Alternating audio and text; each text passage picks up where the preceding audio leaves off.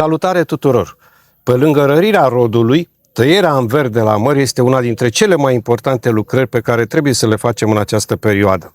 Rămâneți alături de mine și vom vedea împreună până la sfârșit de ce facem tăierile în verde la măr, când anume le facem și cum le facem. Ca să ne putem răspunde la oricare din cele trei întrebări privind tăierile în verde la măr, trebuie să înțelegem obiectivul nostru cu această tăiere în verde. În primul rând, trebuie să înțelegem faptul că mărul fructul în sine este foarte dependent de lumină. Trebuie să-i dăm lumină, nu atât de multă cât să-l ardă, dar lumină și aerisire în pom ca să se poată dezvolta bine. Și tot la fel de bine trebuie să înțelegem că nu avem de ce să facem tăiere în verde la măr dacă înainte nu am făcut rărirea rodului. Pentru tăierile în verde la măr nu există un interval clar și bine delimitat. Avem o plajă destul de largă de timp. În principiu se pot face tăierile de la jumătatea lunii iunie până spre sfârșitul lunii august. Și aici trebuie să ținem cont de trei aspecte. În primul rând de soiul de măr pe care îl avem, de vigoarea pomului și de condițiile de climă, de vreme în care cultivăm pomul. Foarte multe opinii ale horticultorilor spun, da, de la 15 iunie până la 30 iulie tăiem pomul, pentru că după aceea riscăm să afectăm rodul. Tăierea în verde la măr, la acest moment, este o operațiune intermediară. Nu urmărim acum intervenții asupra coroanei, intervenții excesive asupra coroanei sau a scheletului. Nu, acum doar încercăm să păstrăm acel echilibru despre care am vorbit și urmărim câteva obiective. În primul rând să luminez fructul, nu să-l ardă soarele, dar să fie lumină. În al doilea rând, elimin lăstarii lacomi care nu îmi sunt de folos. În al treilea rând, protejez mugurii de rod care urmează să-mi vină anul viitor. Deci am grijă cumva și de recolta pentru anul viitor. Mai departe, previn și chiar reduc uneori alternanța la rodire.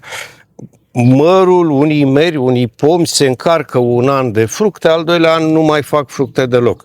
Pe lângă rărirea rodului pe care am făcut-o și chiar am mai făcut-o și acum, prin tăierea în verde urmăresc și această alternanță la rodire, să previn alternanța la rodire astfel încât să am rod an după an.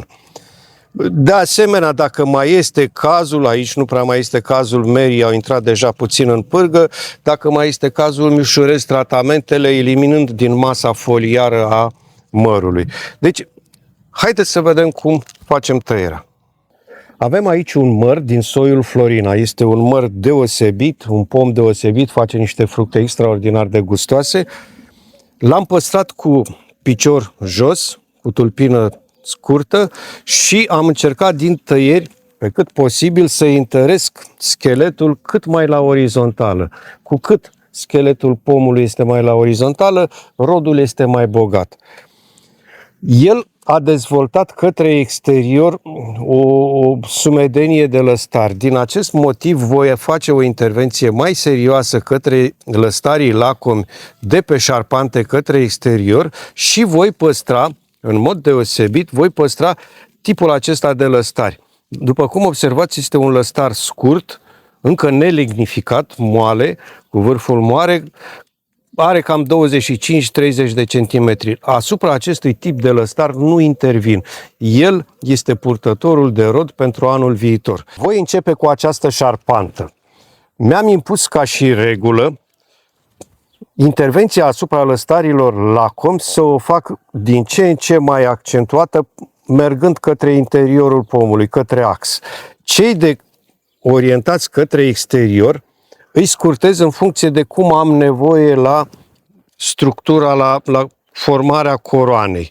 O formare incipientă la acest moment. În egală măsură, dacă i-aș lăsa prea lungi pe aceștia, ei se vor încărca cu rod, vor ajunge să se întărească, să se lignifice către bază, iar rodul dinspre vârful lăstarului va tinde să-mi îndoaie ramura astfel încât să o rupă. Deci, gândesc că este spre exterior acest lăstar și voi tăia la 4-6 frunze, voi scurta la 4-6 frunze, astfel încât să îmi ajute coroana. În continuare pe șarpantă, observ că am un lăstar care a avut o creștere de anul trecut până aici și de aici are creșterea din anul acesta. Pe creșterea de anul trecut deja s-au format, avem formațiunile de rod pentru anul viitor. Îmi voi scurta această ramură la 4-6 frunze de creșterea de anul trecut și o voi păstra laterală pentru rod. Merg în jos pe șarpantă. Acesta este un lăstar care nu mă avantajează și îmi păstrez iarăși 4-6 frunze, 7 frunze de la tăierea de anul trecut. Aici am de luat o decizie. Ramurile sunt destul de apropiate pe această subșarpantă. Doi lăstari destul de apropiați. Unul are formațiune de rod aici, aici în spate o altă formațiune de rod. Nu pot rămâne cu ei atât de apropiați. Trebuie să elimin unul dintre ei, pe care îl voi elimina. Cea de aici îmi este foarte apropiată de ramura asupra căreia am intervenit mai devreme. O voi elimina la inel pe aceasta. Anul trecut, pe această subșarpantă, am făcut o tăiere la cep, sperând că voi avea o formațiune de rod de aici. Nu am avut o formațiune de rod, nu a ieșit formațiune de rod, ba mai mult decât atât, mi-am îndesit interiorul pomului cu, priviți aici, 4-5 lăstari lacomi care pornesc pe verticală. Am zis că încerc să-l păstrez cu interiorul cât mai descoperit. Am eliminat-o și în felul acesta mi-am ajutat acest lăstar de rod să vadă lumina soarelui. La fel voi proceda și cu acest lăstar pornit către interior. Aici am o formațiune de rod, o păstrez și la fel elimin, degaj interiorul. Pe același principiu voi merge până la capăt cu această șarpantă. Scurtez lăstarii laterali la 4-6 frunze și pe cei care mă incomodează îi elimin. Astfel încât să am lumină de soare în interiorul pomului. De asemenea, sunt foarte atent la, acesta am zis că rămâne, sunt foarte atent la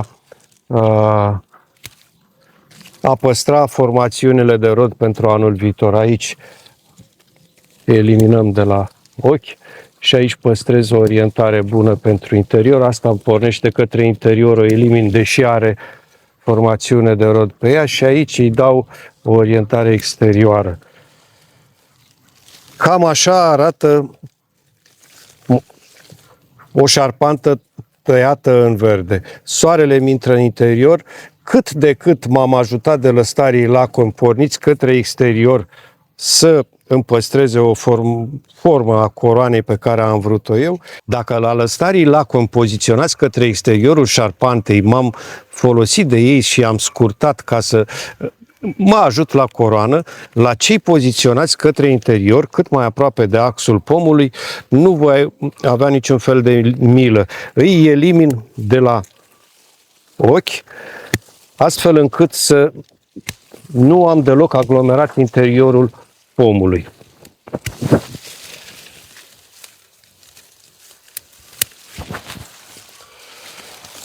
Mă interesează să am un interior cât mai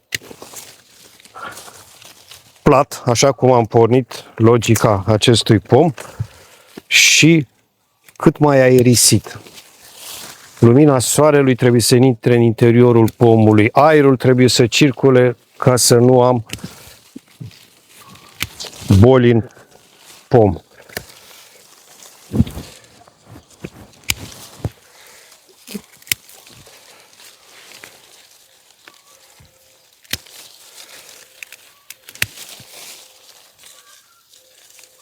Acesta îl scurtez, avea formațiune de rod, acesta este pornit către verticală, elimin la ochi.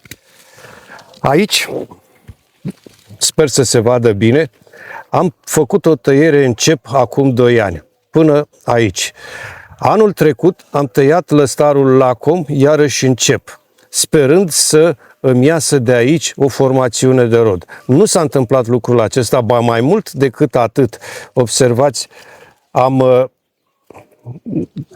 un cep lung, din care mi-au ieșit 2 lăstari lacomi, care efectiv îmi îngreunează structura pomului, îmi îngreunează interiorul.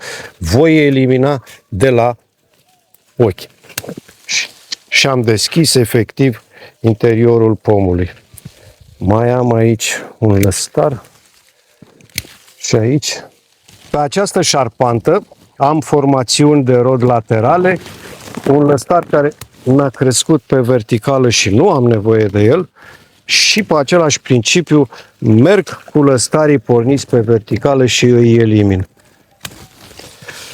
Formațiunile de rod sunt bine dezvoltate pe lateral, îmi curăț pomul pe interior. Aici aceeași poveste, dar voi avea rod la anul. Aici am formațiuni de rod. Am păstrat un pinten lung, am o tăiere la cep, s-a format un pinten lung, dar aici mi-am format 2 formațiuni de rod. O să scurtez lăstarii și păstrez formațiune de rod. Un exemplu care ar trebui discutat.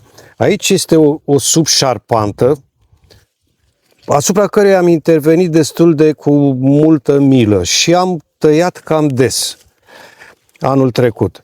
Am lăsat un pinten lung și aici unul scurt. 2 tăieri la cep, una mai scurtă, una mai lungă. Dar sunt foarte apropiate între ele. În egală măsură, aici am formațiune de rod. Dincoace iarăși formațiune de rod. Dar trebuie să fac o alegere. Acest pinten s-a prelungit cu un lăstar lacom, cu multe formațiuni de rod pe el, dar sunt prea apropiate, îmi provoacă o înghesuială deosebită în pom. Și atunci, ce pot să fac? Alternativele nu sunt foarte multe. Aș putea să scurtez deasupra acestei formațiuni de rod sau aș putea să elimin cu totul ramura. Am să elimin cu totul și așa, în felul acesta, elimin la ochi. În felul acesta păstrez formațiuni de rod aici, vizibile, soarele le va vedea și subșarpanta este suficient de viguroasă astfel încât să-mi țină rod bogat. Voi merge în continuare cu fiecare șarpantă. Lăstarii lacom lignificați la bază îi reduc la 4-6 frunze dacă am nevoie de ei la formatul coroanei, dacă nu îi elimin. Pe cei nelignificați îi păstrez. La primăvară voi hotărî în privința lor. Până atunci îi păstrez și văd. Vreau să mă asigur la primăvară că voi avea și rod. Aici mă ajută, păstrez formațiune de rod mică pe tăiere la cep. 4-6 frunze, sunt ramuri laterale care vor rodi la anul. Păstrez 4-6 frunze cu orientare exterioară care să-mi folosească.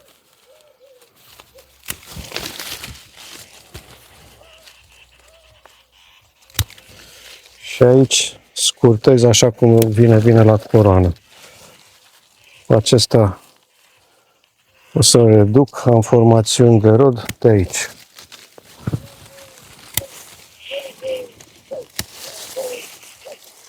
Asta, nu? Lăstar lacom către exterior, păstrez coroană, așa. Aici mai scurt și aici.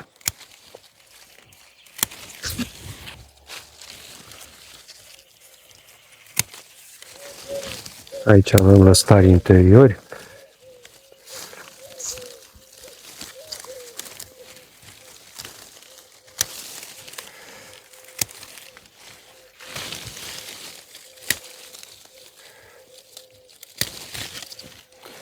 Ăsta este nelignificat, nu intervin asupra lui.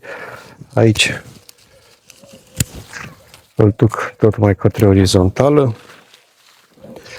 Acesta este pornit în jos, nu îmi trebuie să elimin, are o formațiune de rod, dar pornește în jos și nu am nevoie de el, la fel și aici.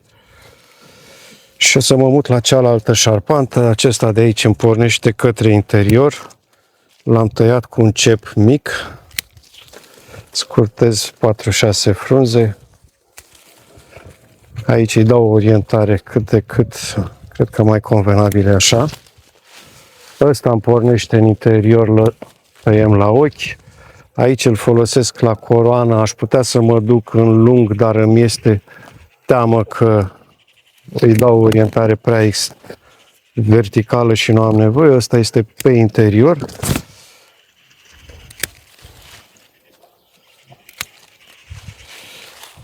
Aici am formațiuni de rod foarte multe, dar lăstarul este prea lung și va tinde, în loc să-și întărească coroana, să-și întărească scheletul, să devină viguros, va tinde să se lungească și să se încovoaie și nu am nevoie de așa ceva.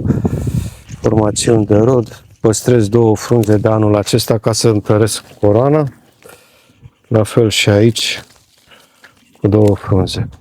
Mai sus, deci în regulă, l-aș ține tot la orizontală.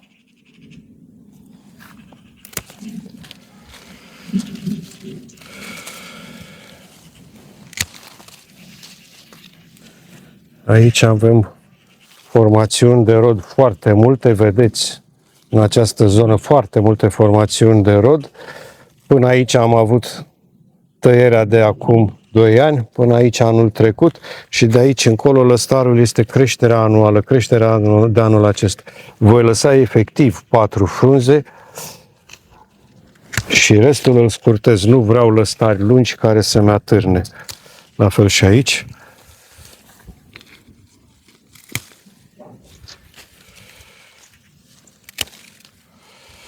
Priviți cât de aglomerat era pomul mai devreme și priviți cât de mult l-am eliberat acum. Aici aceeași problemă. Ăsta este un lăstar încă tânăr și nu am să intervin asupra lui. O să-l scurtez la 4 frunze la fel. Ăsta de aici e orientat greșit. La fel și aici. Ok. Mai am în această porțiune câțiva lăstari lacom destul de lungi. O să-i tratez și pe ei tot la fel. Ce îmi folosește rămâne și scurtez și rămâne. Ăsta este descurtat. Ce nu îmi folosește, eliminăm. Aici am formațiuni de rod foarte multe. Tai 2 frunze deasupra ultimei formațiuni de rod. Acesta este pornit vertical, nu folosește, pleacă. Aici scurtez. Și acești 2 lăstari lacomi, în primul rând îl scurtez pe ăsta de aici. Cei 2 lacomi îi voi folosi pentru coroană. Am venit cu coroana cât mai orizontală, cât mai plată. La fel o să o țin și aici și le dau orientarea din mugurul exterior. Acesta este pornit vertical și o să le elimin cu totul. Cam așa arată un măr din soiul Florina după tăierile în verde. Are un schelet foarte bine conturat, foarte puternic, susține o recoltă bună de mere. Merele sunt văzute de soare, dar nu într-atât de mult încât să fie arse. Am păstrat la pom ceea ce hrănește și am eliminat ceea ce umbrește. Dacă acest tutorial v-a plăcut și dacă v-a fost util, nu uitați să vă abonați la canalul nostru de YouTube Fantastica Viață de la Țară. Și acolo lăsați-mi un comentariu. Fiecare comentariu al dumneavoastră mă ajută să duc pe mai departe acest proiect. Până la următorul film pe care îl vom face împreună, vă doresc să aveți spor la lucru și un rod cât mai bogat.